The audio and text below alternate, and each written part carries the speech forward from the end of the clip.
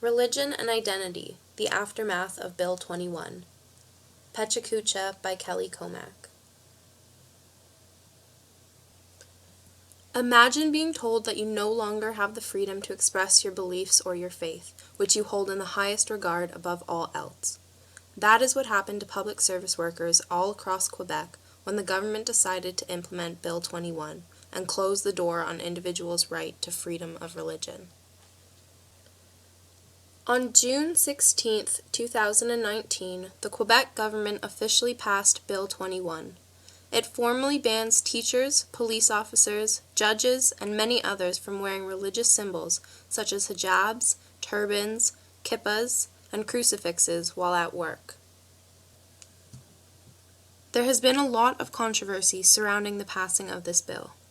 On the one hand, it is viewed as being discriminatory against religious minorities, and on the other hand, it's seen as creating a secular society in which the powers of the state and the church remain separate. So who's right? This is where my confusion lies. Is it prejudice to want a certain level of neutrality from those working for the state? Or is it cruel to deny someone their right to express their beliefs? Or maybe the answer lies somewhere in between.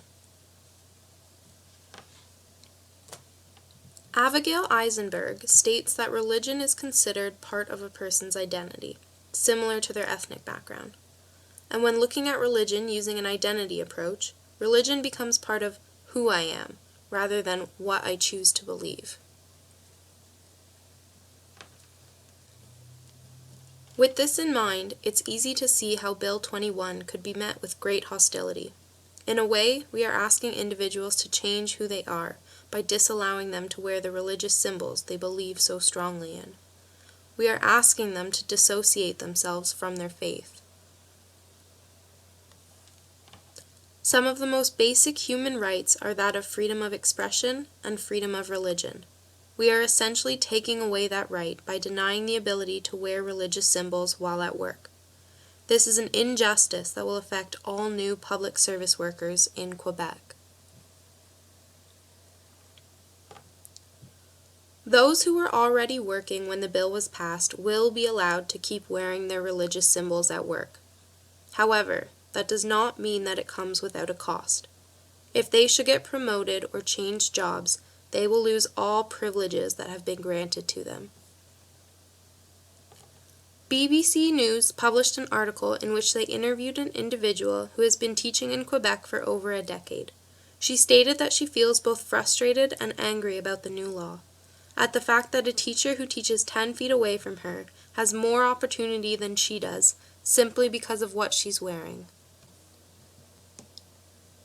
What's even more frustrating to some individuals is that there's no direct evidence that public servants wearing religious symbols undermines the secular society that the Quebec government is trying to create. But what exactly do they mean by a secular society?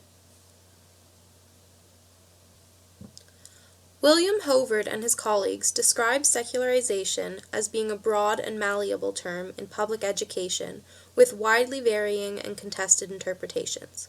Their interpretation is that it is a socio-cultural process that values the separation of church and state.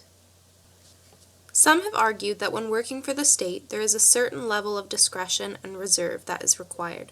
With this in mind, it is possible to understand that those who are proponents of the bill are not trying to discriminate against anyone, but rather are advocating for individuals to stay neutral in the workplace. In this case, it is not the symbol that individuals are opposed to, but the environment that they are being worn in. Certain professions, such as being a teacher, involve being around young, impressionable children. Whether intentional or not, individuals in these positions have the ability to influence those children. Looking at the school system in Quebec, one could come to the conclusion that the passing of Bill 21 was a way to ensure that all students receive an education that is free of religious or cultural biases. Or, it's possible that Quebec as a province wanted to preserve its deep-rooted Catholic beliefs and values. According to Antoine Bilodeau and his colleagues, before the 1960s, Catholicism was, like French language, viewed as central to Quebec's identity.